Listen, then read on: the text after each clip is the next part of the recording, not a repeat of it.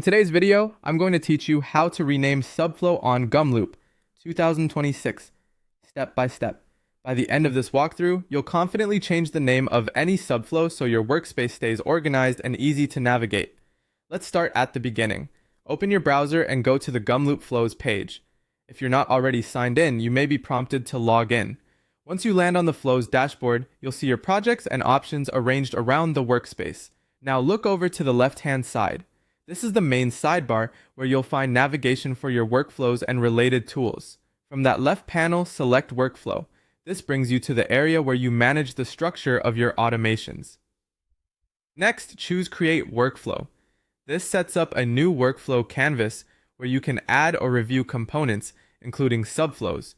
If you already have a workflow in progress and just want to rename a subflow inside it, that's fine too. Opening an existing workflow works the same way for the steps that follow. Take a quick glance toward the lower left portion of the screen.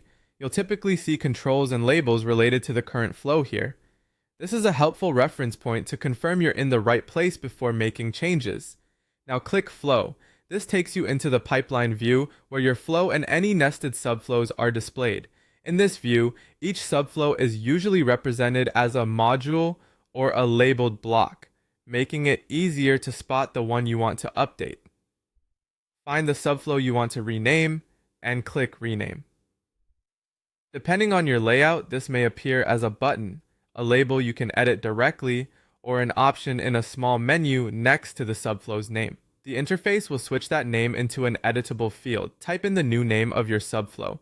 Aim for something descriptive and consistent, like action purpose or team process, so it's easy to search and understand later. Clear naming is especially helpful when collaborating with others or revisiting an automation after some time. When you're happy with the new name, click anywhere outside the text field to save it. Gumloop will apply the change immediately, and you should see the updated label reflected in the pipeline view.